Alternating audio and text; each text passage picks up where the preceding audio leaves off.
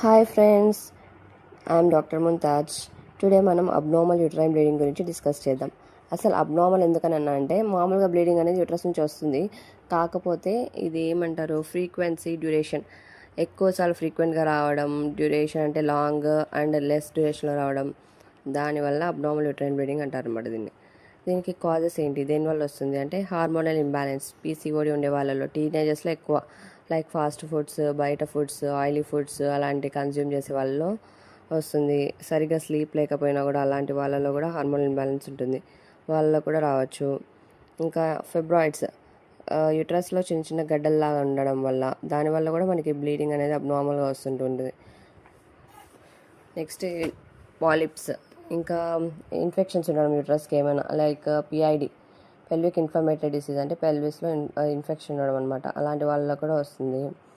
ఇంకా ఐయుడీస్, పిల్లలు అదే కొంచెం గ్యాప్ మెయింటైన్ చేయడానికి ఐయుడీస్ యూజ్ చేసే వాళ్ళలో, పిల్స్ యూజ్ చేసే వాళ్ళలో, వెయిట్ ఎక్కువ ఉండే వాళ్ళలో అలా అబ్నార్మల్ యూట్రైన్ బ్లీడింగ్ చూస్తాం అనమాట.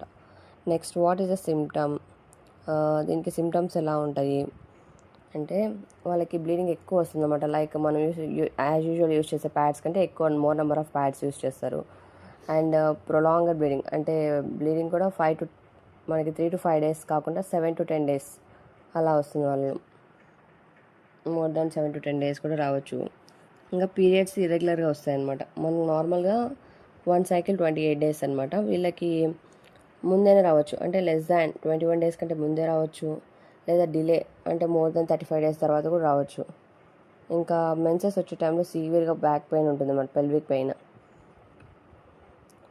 అది మెనోపాజ్ అయిపోయిన వాళ్ళలో కూడా వస్తాయి అన్నమాట వీళ్ళల్లో. ఎలా అంటే పోస్ట్ మెనోపాజల్ బ్లీడింగ్ అంటారు దాన్ని. 50 years అయిపోయిన తర్వాత కూడా బ్లీడింగ్ చూస్తే మనము అది అబ్నార్మల్ యూట్రైన్ బ్లీడింగ్ కింద చూడాలి. సో ఇలాంటి కేసెస్ అన్నీ మనం సిమ్టమ్స్ చూసినప్పుడు వెంటనే గైనకాలజిస్ట్ని కన్సల్ట్ అవ్వాలి. సో దీనికి వరి అవ్వాలి అంటే మనము స్కాన్ చూసిన తర్వాత ఫిబ్రాయిడ్స్, పాలిప్స్ అలా ఉన్నాయంటే మనం సర్జికల్గా వెళ్ళొచ్చు, హిస్టెక్టమీ అట్లా యూట్రస్ని రిమూవ్ చేయడం.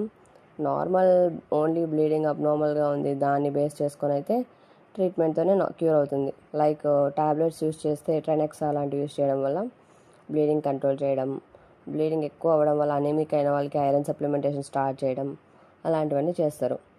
ఇంకా సీవియర్ కేసెస్లో చెప్పాను కదా ఇందాక, ఫైబ్రాయిడ్స్, పాలిప్స్ అలాంటివి ఏమైనా ఉన్నప్పుడు సర్జికల్ రిమూవల్, అంటే యూట్రస్ని తీసేయడం ఖచ్చితంగా చేయాలి, హిస్టెక్టమీ చేస్తారు.